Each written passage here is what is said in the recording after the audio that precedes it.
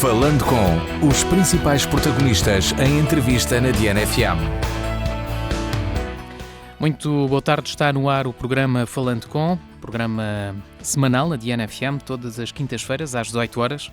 Depois pode ser ouvido no domingo também às 18 horas e na página de internet da rádio em dianafm.com. Esta semana temos como convidado o Eduardo Luciano, antigo vereador da Câmara de Évora, militante do PCP, que eu estive aqui a fazer as contas há 50 anos quase. 50.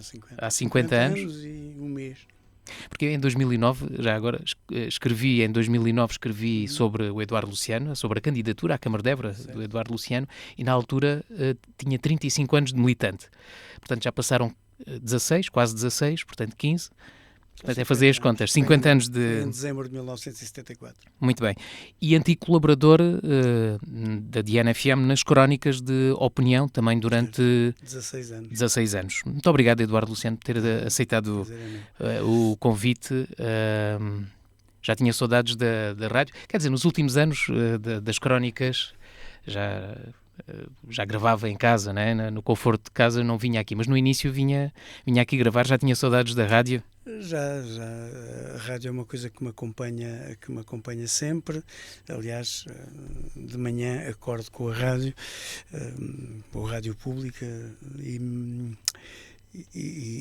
umas vezes para ter o prazer de ouvir, por exemplo, as crónicas do Fernando Alves, outras vezes para me irritar muito com as crónicas do Sena Santos, mas ainda assim não consigo passar sem a rádio. E tinha saudades desta interação com o microfone e saber que daqui a pouco, amanhã ou um dia destes, alguém me irá ouvir agora nas plataformas digitais.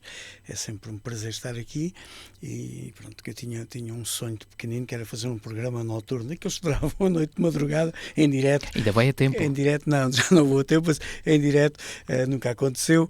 Era aquela idade em que achava que aquela coisa romântica de fazer o programa à noite toda e ouvir os ouvintes, interagir com os ouvintes, isso nunca aconteceu, mas a rádio é de facto uma paixão. E nestes 16 anos que começou, há pouco estávamos a falar, começou em 2005 e acabou em 2021, não foi despedido, foi o senhor que quis sair pelo próprio pé. Uma coisa que é preciso dizer é que nunca fui condicionado naquilo que disse durante os 16 anos, disse sempre o que me apeteceu. Juntei um conjunto de crónicas, eram à volta de 500 e muitas, juntei 70, 80 e publiquei um livro só com as crónicas, com uma seleção das crónicas da Diana FM.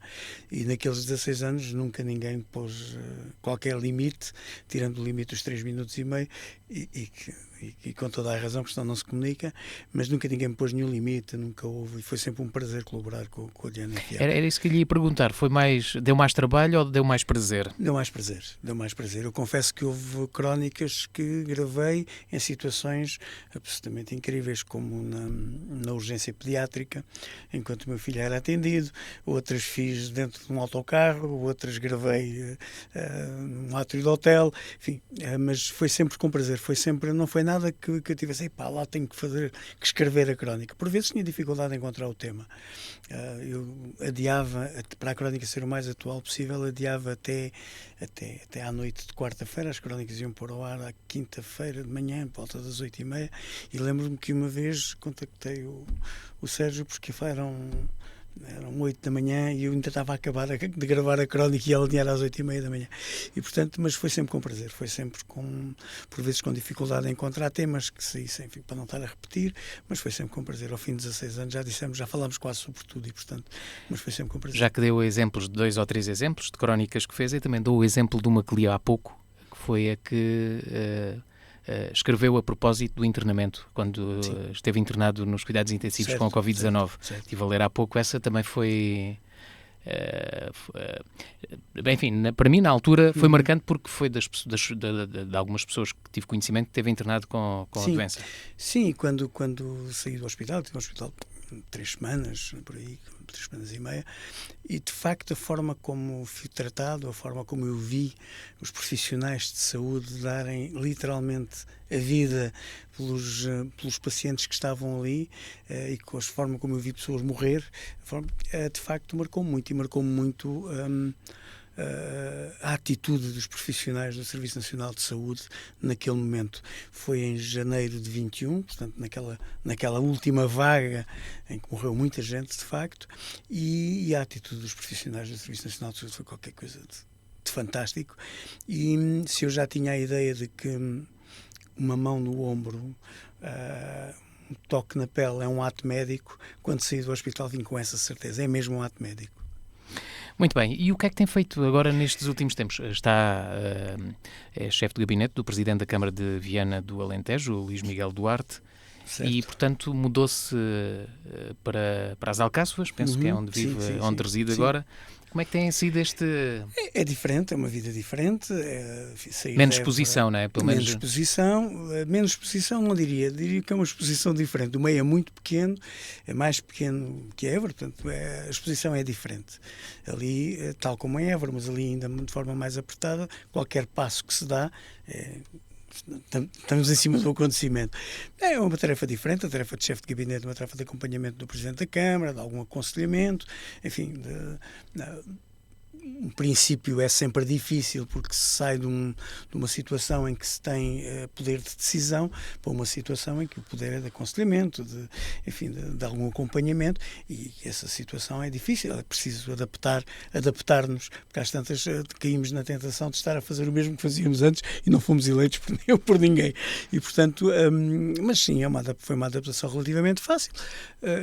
Tive a oportunidade de ir morar para as Alcáçovas, que é uma terra muito engraçada e tranquila, e pronto, e mudei-me para as Alcáçovas e é lá que vivo, venho a Évora regularmente, naturalmente, e estou a gostar de facto desta tarefa. Por vezes as situações da tarefa de um chefe de gabinete que já foi eleito numa Câmara, por vezes são complexas pela tal situação. Mas também lhe dá mais experiência, se calhar às vezes no aconselhamento ao Presidente. Digamos que conheço, como é uma Câmara muito pequena, acabo por conhecer áreas do funcionamento autárquico que não conhecia enquanto eleito, os 12 anos que fui eleito em Évora, 8 com pelouros e 4 sem pelouros, dá mais conhecimento, mais próximo dos diversos serviços, mais próximo daquilo que é o funcionamento de uma Câmara. Mas pronto, é uma tarefa como outra qualquer, e se bem se lembra o Sérgio, a capa do livro é tarefa, e portanto não há que cumpri-la com o melhor que tenho e com a experiência que tenho. Tarefa vai ao encontro da minha próxima pergunta. O Eduardo Luciano foi candidato, foi cabeça de lista da CDU em 2009, à Câmara de Évora. Certo. Depois desceu um bocadinho na lista, se não me engano foi em terceiro, certo. E depois em quarto. Certo. E depois passou para candidato à União de Freguesias do Centro Histórico em certo. 2021, certo. não consegui vencer as eleições e é chefe de gabinete.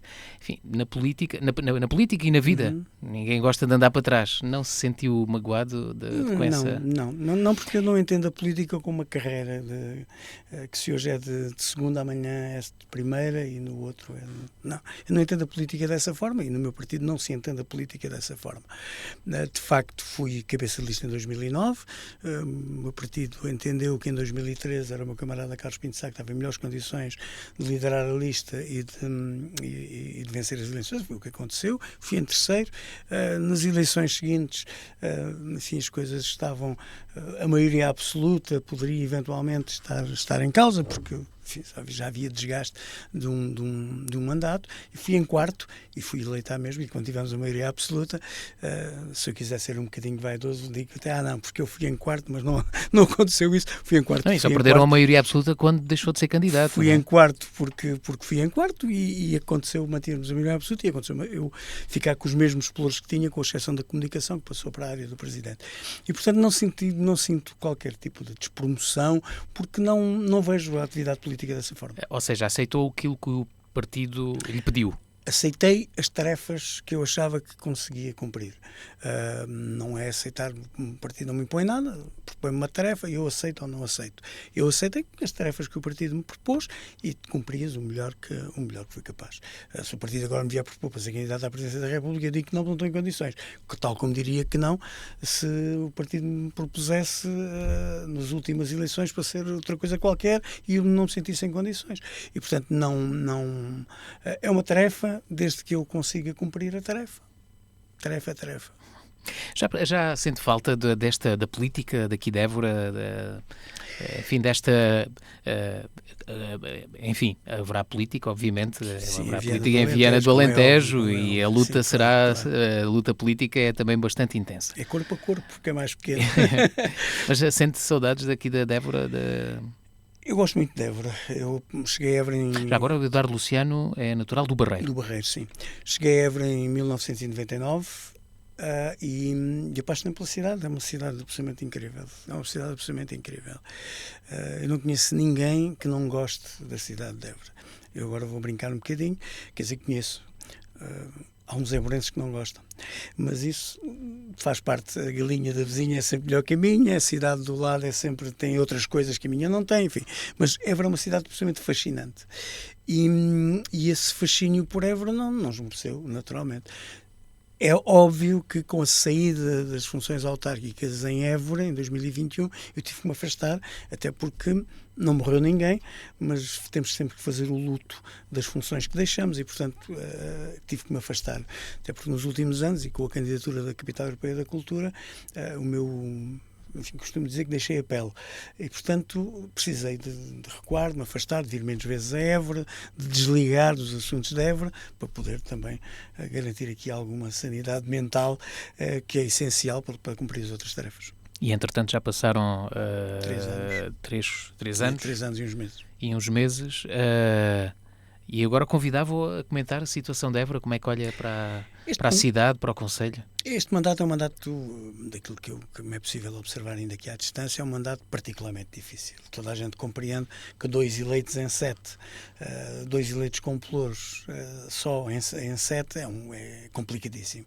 É complicadíssimo porque a tentação de quem está na oposição é de sentir, apesar de não ter tido, é de ter tido a maioria. E condiciona naturalmente a atividade autárquica. Apesar disso, julgo que este mandato, apesar disso tudo, um mandato ainda assim conseguido.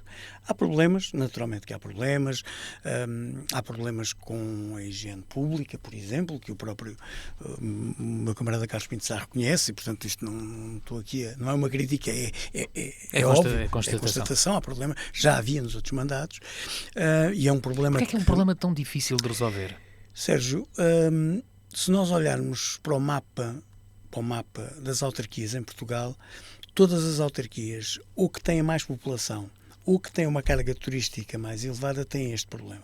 Dou-lhe o exemplo de Lisboa, em que o presidente Carlos Moedas anda neste momento, enfim, muito encostado às cordas, diria assim, com a questão da limpeza pública. E é um problema difícil de resolver porque não há gente em quantidade para aquela atividade. Depois, seria preciso um investimento enorme em termos até de máquinas, não é? até de veículos, para resolver ou amenizar o problema. E depois há um problema educacional, que é um problema de cidadãos. Não é? Eu, na minha casa, se o caixote do lixo estiver cheio, eu não ponho o saco do lixo no meio da sala, naturalmente. Não é? Mas na rua, se o contentor estiver cheio, eu deixo lá o saco do lixo ao lado. E, portanto, aqui há 2 problemas. Um problema das dificuldades das autarquias, que estão mais sujeitas a esta pressão, e outro problema que tem a ver com de facto, esta ausência de sensibilidade dos cidadãos para o problema da limpeza. Eu há uns dias, há uns meses, fui ao Barreiro. E fui a um sítio onde com ali a confluência do rio, um pôr do sol lindíssimo, estava fantástico. E quando rodei a cabeça, deparei-me com não sei quantos contentores de lixo, atafolhados de lixo, atafolhados de restos de mobílias. E assim, caramba! Não é? Portanto, não é um problema exclusivo de Évora. Não é um problema exclusivo de Évora, mas é um problema muito que os cidadãos sentem, não é? Aqui no nosso país é assim, e depois temos, no caso de Évora, temos a comparação que as oposições farão sempre, sejam elas quais forem, que é com a terra do lado. Mas a terra do lado tem 3.000 habitantes. E está limpinha, e está tudo num sítio, mas tem 3.000 habitantes. Mesmo no concelho como Viana do Alentejo, que é mais pequeno, tem 5.300 habitantes, mesmo já se começam a notar comportamentos apesar do município recolher os monos domésticos, começam-se a notar comportamentos de eu não quero o sofá, deixo-o ali no contentor. Até aí já começam a notar-se esses comportamentos e, portanto, é difícil para os municípios que investem muito em muitas áreas suportarem esse custo da limpeza pública, que é absolutamente essencial. Sem limpeza pública as coisas também não funcionam bem, não é? Havia um vereador na Câmara de Évora, quando eu era vereador da oposição, que dizia, pois, vocês fazem muito na cultura, nisto e naquilo, mas os mínimos olímpicos, e os mínimos olímpicos que ele se referia, enfim, era a limpeza pública. E a limpeza pública é, de facto, muito difícil de resolver. É possível sempre melhorar, é possível sempre investir mais na limpeza pública, mas é muito difícil de resolver. E não se pense, porque também há quem caia nessa tentação, que atribuir a limpeza pública ao setor privado, com contratações, que resolve o problema. Eu lembro-me do momento da gestão do Partido Socialista, antes da gestão da CDU, do Partido Socialista ter feito essa tentativa e de facto não resultou, aliás, tanto não resultou que as queixas eram exatamente essas, a limpeza pública não funciona. E, portanto, não é um problema, é um problema de gestão, mas é essencialmente um problema de meios. O Carlos Pinto Sá vai deixar a Câmara de Évora porque atingiu o limite de mandatos, não vai poder candidatar-se. As eleições são em setembro ou outubro, depois a tomada de posse será se calhar dezembro ou janeiro. Não, é logo novembro, é logo a seguir. São 15 dias depois das eleições. Pronto, mas será no final do ano. O Carlos Pinto Sá deixa, ou melhor, esta gestão, que foi liderada estes três mandatos. Évora fica melhor após estes 3 mandatos do que estava? Não tenho dúvidas nenhumas. Nestes 3 mandatos, só para falar de equipamentos culturais, não vou falar mais nada, mas só para falar de equipamentos culturais, nestes 3 mandatos fez-se mais que em qualquer um dos mandatos.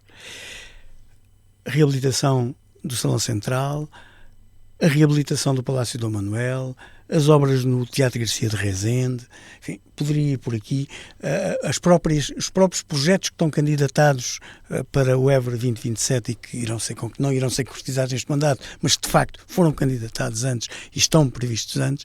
Portanto, a cidade fica muito melhor e em termos de salto, do ponto de vista, por exemplo, de equipamentos culturais, muito melhor. Do ponto de vista do investimento económico, não tem comparação. Não tem rigorosamente comparação com outubro de 2013, outubro de 2025. Não tem comparação.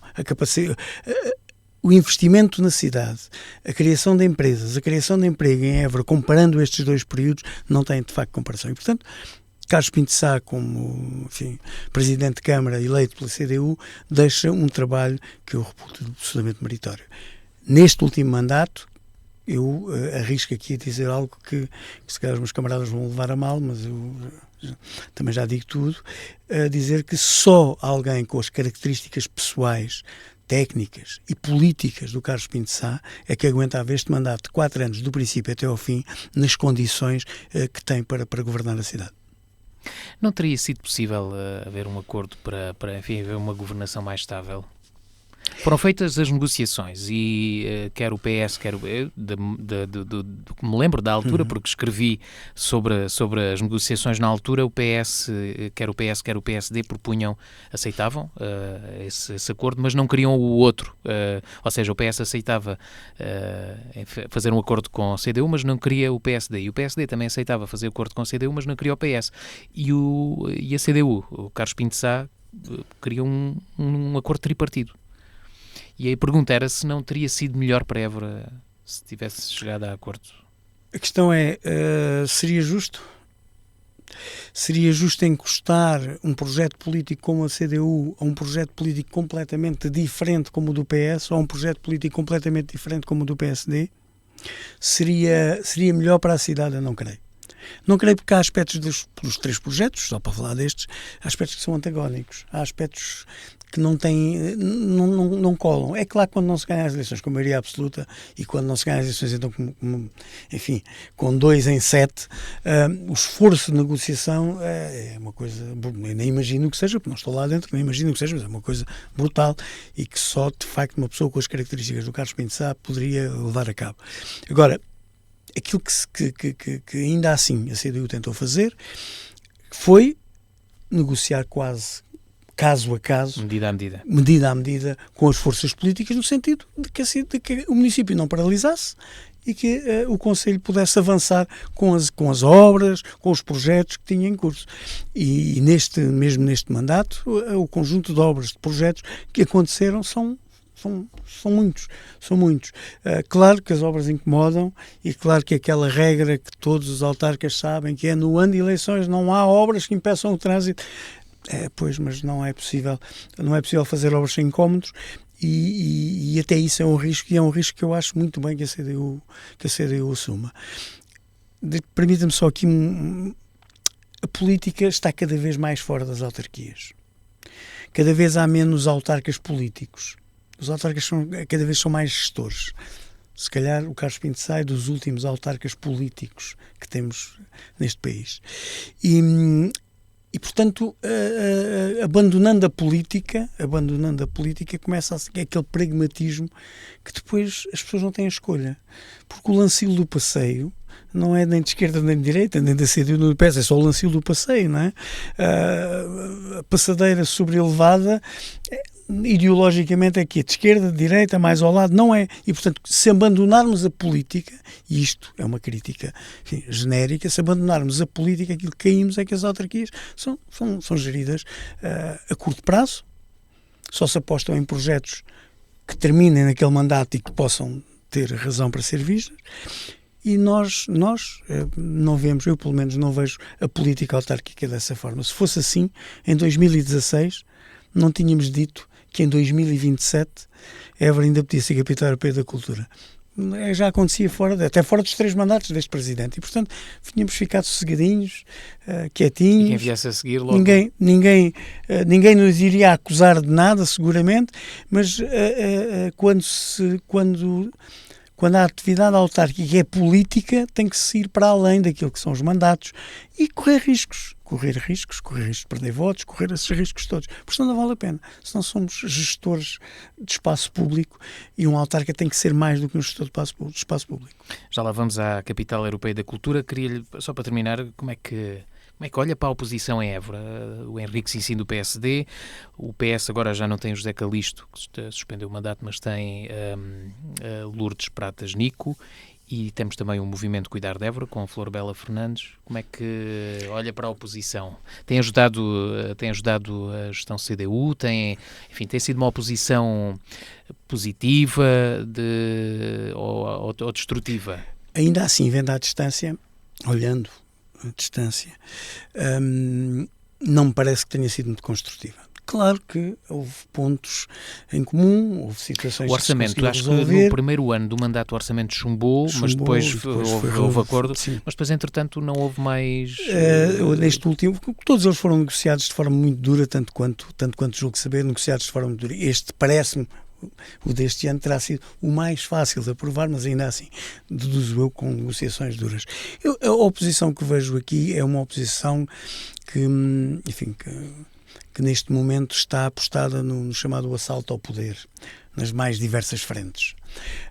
E, portanto, faz um bocadinho a oposição do que eu ouço, daquilo que não vivo aqui, apesar de ser presidente da Assembleia de Freguesia do Centro Histórico. O que eu ouço é isso, é que é uma oposição um bocadinho de terra queimada. As eleições vêm aí, é uma mudança de ciclo, porque a CDU não vai candidatar o mesmo cabeça de lista, irá candidatar com certeza outro cabeça de lista. E isso dá alguma esperança. E isso dá esperança. E quando se faz a oposição neste sentido, quanto pior, melhor, as dificuldades de quem está no poder são sempre maiores, independentemente de quem está no poder ou de quem está na oposição, são sempre maiores. E, portanto, não me parece que a oposição aqui em Évora tenha servido de bengala, seja a quem for. E, na sua opinião, destes 3 nomes que eu referi, há algum que fica pior na fotografia ou coloca todos no mesmo saco? Olha, mais uma vez, à distância, conversas que tenho até com funcionários do município, são todos colocados no mesmo saco. Porque é a oportunidade de cada um, de ter algum ganho que faz com que sejam um bocadinho melhores aqui ou um bocadinho piores ali. E, portanto, acaba por ser o calculismo político que se sobrepõe às necessidades do Conselho, sem dúvida. Falamos agora da Capital Europeia da Cultura. Évora vai ser Capital Europeia da Cultura em 2027. O Eduardo Luciano esteve muito ligado porque tinha o pelouro da cultura, teve o pelouro da cultura durante a fase de preparação do dossiê, enfim, acompanhou de perto e eu sei que esteve muito ligado e tem, se calhar apelava aqui um bocadinho à parte mais emotiva, né, do trabalho que teve, mas foi um projeto que o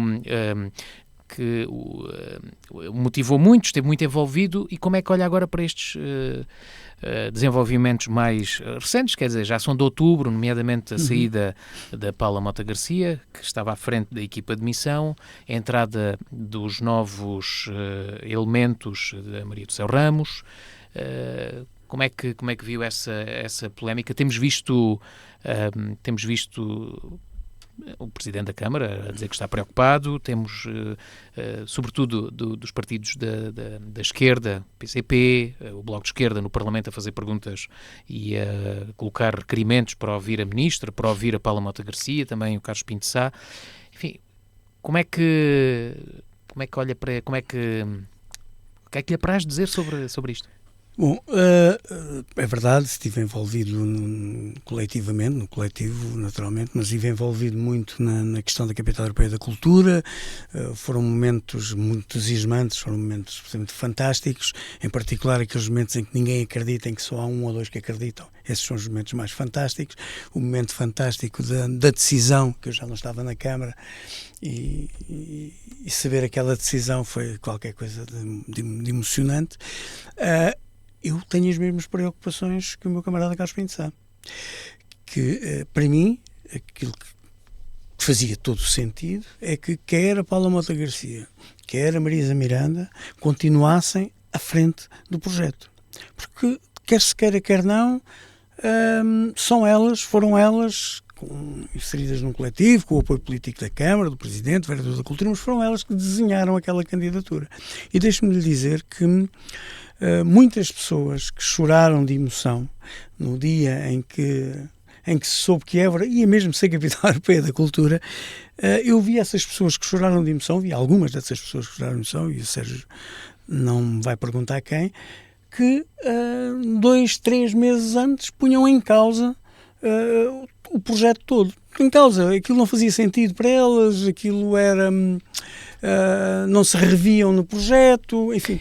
Já agora, eu lembro-me enfim, de vez em quando surgia um vídeo ou outro sobre Évora, e havia sempre muitas críticas de pessoas que diziam que o vídeo estava mal feito, não se percebe a mensagem. Porque é que, enfim...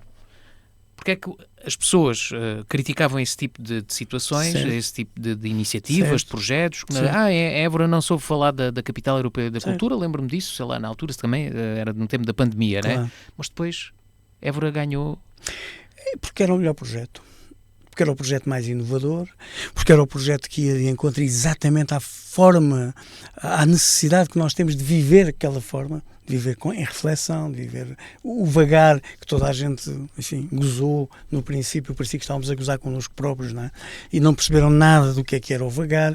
E quando digo não perceberam nada, é uma autocrítica também, porque a comunicação da candidatura não foi... É certo que apanhou o período da pandemia, mas não foi a mais eficaz. E, portanto, as pessoas sentiram sempre um bocadinho à parte daquilo que era a candidatura. Quem estava envolvido percebia que a candidatura tinha todas as condições para ganhar. Quem não estava envolvido achava que era Coimbra porque é Coimbra, porque era Braga porque tinha lá a equipa de Guimarães, porque era Faro porque tinham feito um desfile motar para vir a entregar a candidatura a Lisboa, porque só ouvia falar de Aveiro por causa da tecnologia. Ponta Delgada e também. Ponta Delgada. Não é? E Évora nós não fizemos nenhum folclore. O objetivo era mesmo ganhar a candidatura, não era fazer folclore. Quando o Eiras se posicionou e gastou uns largos milhões de euros em outdoors, milhões não diremos, milhares de euros em outdoors, com a capacidade financeira que a Câmara do Eiras tem, como deve imaginar. Pronto, é o Eiras. Não, o Isaltino Moraes tem isto na mão, é o Eiras. Mas o Eiras vai candidatar o quê? Não é? Porque ninguém de facto percebeu o que era aquela candidatura e que densidade é que tinha aquela candidatura. E portanto é natural que as pessoas não se revissem, porque não havia nada para rever. Nós de facto comunicámos mal o princípio da candidatura. É verdade, a pandemia teve o seu efeito, mas ainda assim nós comunicámos mal. Pronto, e isso criou essa tal. Mas reparem, aquele vídeo em que aparece os cantares de Évora a cantar com água até à cintura e que mete um cavalo, e que aquilo foi uma coisa desgraçada, toda a gente nos bateu. E depois eu vi gente no pé do mercado 1º de maio, quando foi a apresentação pública, ainda antes da cidade ser portanto tinha passado à segunda fase, no dia 11 de março de 2022, eu vi gente com a lagriminha ao canto do olho. Eu estive lá nessa sessão. Nessa sessão, e vi gente com a lagriminha ao canto do olho. Eu dou sempre este exemplo de uma funcionária da Câmara que estava ao meu lado e que bateu muito no vídeo, porque o realizador era açoriano, porque, enfim, o costume. E que estava ao meu lado de lagriminha no olho. E é claro que eu resisti à tentação de devolver as críticas, mas foi um processo sempre bem conduzido. Foi um processo com grandes dificuldades de comunicação. Mas ou seja, quem estava envolvido sabia o que estava a fazer. Exato. Se olharmos para as outras candidaturas todas, também não fizeram essa comunicação. Dou-lhe o exemplo de Coimbra, que o responsável pela candidatura era o mágico Luís de Matos. Pronto, é uma figura mediática. Acho que às vezes dá a ideia que somos todos um bocadinho treinadores de bancada, né? É um bocadinho isso. O Eiras era aquele senhor que foi secretário de Estado da Cultura.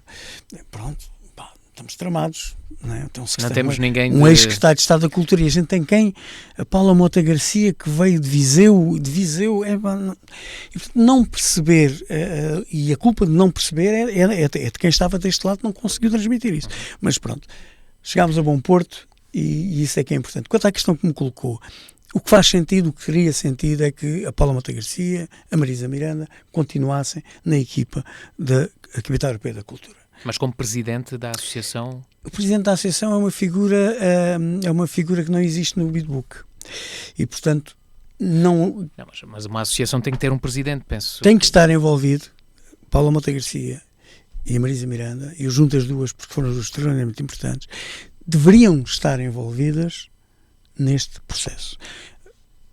Eu não estou a ver a Paula Mota Garcia ou a Marisa Miranda com funções administrativas, porque não é esse o seu, enfim, não é essas as suas tarefas, as suas funções, mas deviam estar envolvidas. Excluir, criar uma associação em que parece, eu digo parece porque não estive nos meandros da decisão, nem podia, parece ser quase que um assalto à direção da associação por parte do partido do governo. Enfim, tudo isto é o que parece, enfim, não podemos negar, pelo menos dos 3 elementos, dois são do PSD, e portanto não há volta a dar, não há como não dizer isto. E portanto, isso criou aqui uma série de entropias e poderia, eventualmente, pôr em causa a concretização do projeto. E ele perguntar... E a preocupação é essa. E ele perguntar se... em relação à Capital Europeia da Cultura, em relação à associação, se o Presidente da Câmara, ou seja, o nome indicado para liderar a associação, penso que estava no Bidbook, resultava do acordo entre o Governo e a Câmara. Certo. Se Maria do Céu Ramos foi nomeada, terá tido o acordo de Carlos Pinto Sá. Não participei, aquilo que sei são as declarações públicas, quer da Paula Mota Garcia, quer do Carlos Pinto Sá, que, como o Sérgio disse bem, tem manifestado reiteradamente a preocupação pela situação, e portanto não lhe posso dizer se houve ou não. Que consequências é que isto está a ter já ou pode vir a ter no futuro, na sua opinião? As consequências é que partimos de de um momento de alguma unanimidade, ou pelo menos algum consenso, em torno da candidatura e daquilo que é possível fazer na Capital Europeia da Cultura em 2027, para um momento em que já não há esse consenso, no momento em que já há críticas sobre a direção, já há críticas sobre o caminho, e isso pode ter consequências. O que eu espero é que cheguemos a 2027 com os projetos que estão no Bidbook, com aquilo que é a filosofia inerente à candidatura, que possa ser concretizada em 2027. Isso é o que eu espero, independentemente de quem dirige a associação. Não é isso que está em causa. Também tenho que dizer que o que está aqui em causa não é a competência profissional sequer das pessoas que dirigem a associação. Isso não compete a mim sequer avaliar, não tenho condições para isso, e não está em causa, nem sequer estou a pôr em causa. Agora, que se partiu de uma situação, de um consenso, enfim, alargado, e que das instituições que fizeram parte daquilo que era a comissão executiva da candidatura, que teve momentos de difícil obtenção, os consensos são o que são, e estávamos a falar de instituições como a Câmara, a Universidade, a CCDR, a Direção Regional de Cultura de então, a Fundação Engenho de Almeida, e portanto nem sempre as coisas foram consensuais, não estava ali toda a gente com abraçadinhos uns aos outros. Houve momentos de tensão, houve momentos de consenso, houve momentos em que as tensões se resolveram por via do consenso. Uma coisa é certa, até ao fim da candidatura todos souberam colocar os interesses da candidatura, acreditando mais ou menos no projeto, todos colocaram os interesses da candidatura acima dos interesses pessoais ou acima dos interesses das instituições que representavam. Isso posso dizê-lo até o momento em que participei, que foi até outubro de 2021. Pessoas, enfim, próximas da Paula Mota Garcia, enfim, agentes culturais, vão desligar da iniciativa? Acha que isto já afastou ou vai afastar certos agentes culturais ou até mesmo pessoas, enfim, pessoas que, como Eduardo Luciano, pessoas da CDU, pessoas do Bloco de Esquerda, pessoas... ou acha que... Ou seja, a pergunta concreta é se estes dirigentes que foram agora nomeados, que foram em outubro, nomeados pelo Governo, se vão conseguir... uma vez que houve tantas críticas, se vão conseguir reunir todos, Évora? Será difícil, mas ainda assim o apelo que eu faço é que sim, é que se consiga. E é que se consiga independentemente das condições, porque estes dirigentes que foram agora eleitos, são estes como poderiam ser outros quaisquer, não são donos do projeto. O projeto não lhes pertence.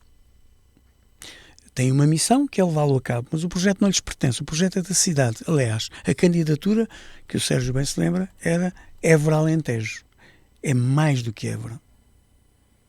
Porque é uma cidade que se candidata, mas a candidatura é Évora Alentejo.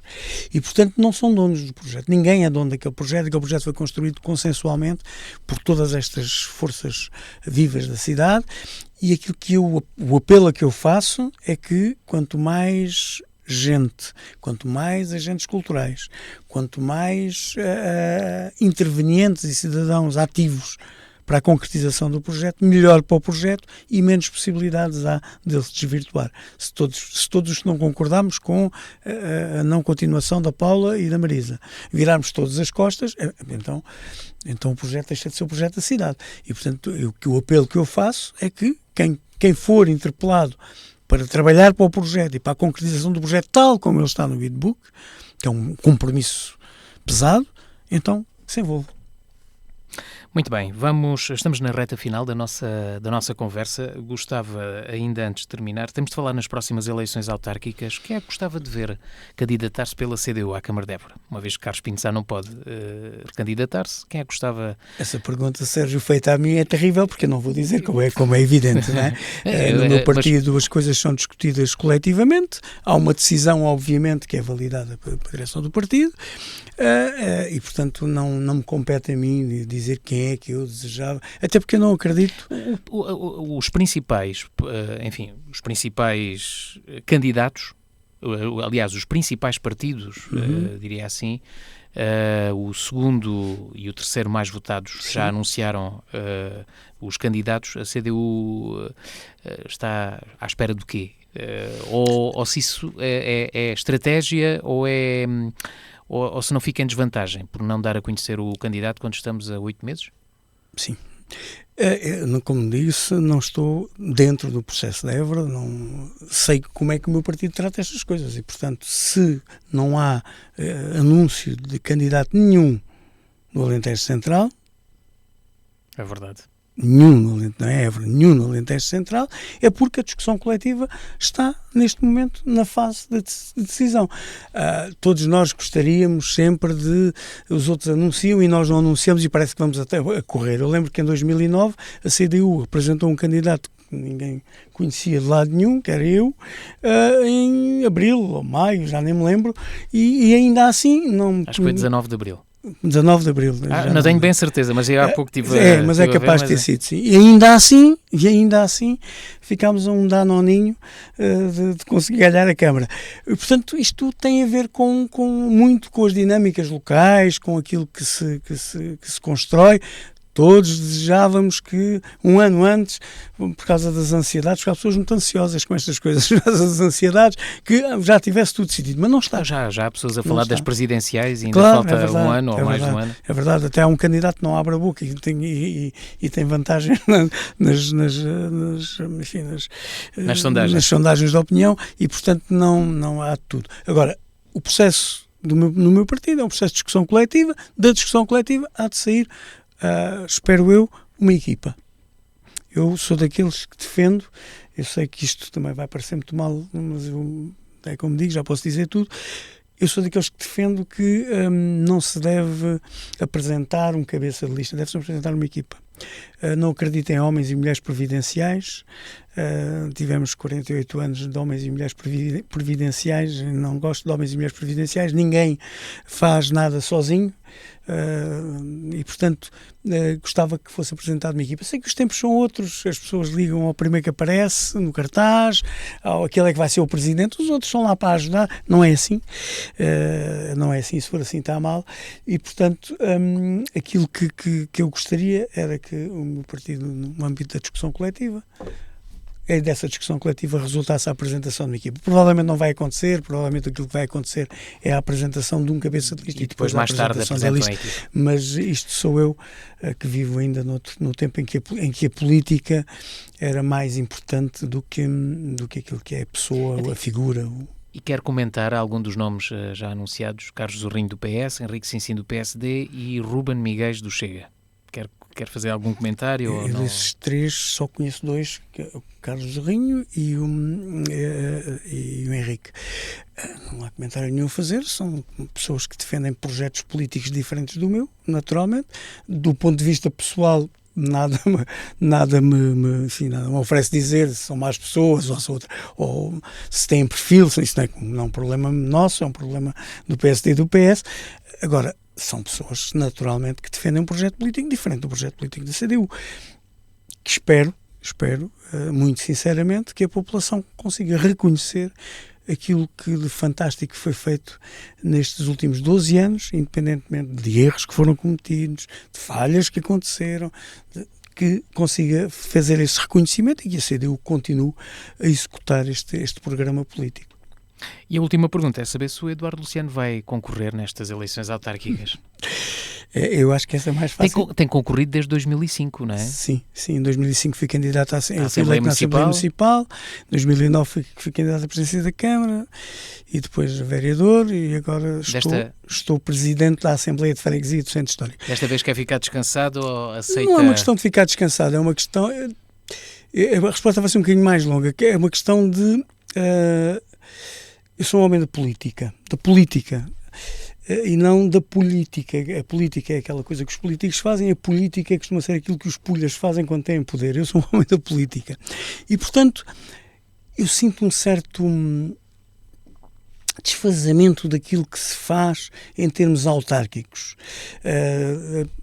O meu partido, a CDU, fazem coisas completamente diferentes, em algumas áreas, noutras não, e eu sinto que a coisa é muito igual.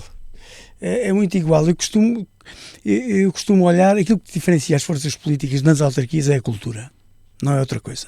A cultura é, como eu lhe disse há pouco, o raio do Lancilo do Passeio, é o Lancilo do Passeio. E o campo de pádel é o campo de pádel, que agora toda a gente constrói no seu quintal. E a política autárquica é outra coisa. Eu desafio o Sérgio a olhar para os programas das festas, dos concelhos do Alentejo Central. Olhe para os programas das festas e diga-me se distingue aqueles que são do PSD, os que são do PS, os que são da CDU. Portanto, com certeza que eu não serei candidato a coisa nenhuma, quanto muito às listas de apoiantes, ainda assim, enfim, mas não serei candidato a coisa nenhuma, não prevejo essa situação, também por esta razão, quer dizer, o meu partido com certeza que não está a pensar em mim para ser candidato a coisa nenhuma, mas também eu, ainda que fosse desafiado a isso, dificilmente aceitaria, porque aceitar é para fazer diferença. É para andar a competir com o Conselho do lado que levou lá o Pedro Brunhosa, e eu tenho que lá levar outra Brunhosa qualquer que leve mais 3 espectadores do que aquele, não dá. Claro. E portanto são formas de estar que infelizmente a política autárquica ao longo dos anos está a caminhar para esta uniformização. Ainda, repito, os projetos políticos são completamente diferentes. Chegamos ao fim da nossa conversa. Foi um prazer reencontrá-lo e recebê-lo aqui novamente na rádio. Muito obrigado por ter aceitado o convite. Agradeço o convite e é bom regressar aqui à Diana FM. Talvez um dia, quando eu tiver insónias, possa fazer o tal programa do Passageiro da Noite, que isso já existiu, e venho aqui bater à porta. Eu acho que a direção da rádio está sempre disponível a ouvir propostas de novos programas, certo. Sobretudo produzidos por pessoas de cá. Que é essa também a gente Estava a brincar consigo e não prevês ter insónias, está bem? Muito obrigado. Então ficamos por aqui. O Falando Com regressa 2 a 8 dias com um novo convidado. Tenha uma boa tarde.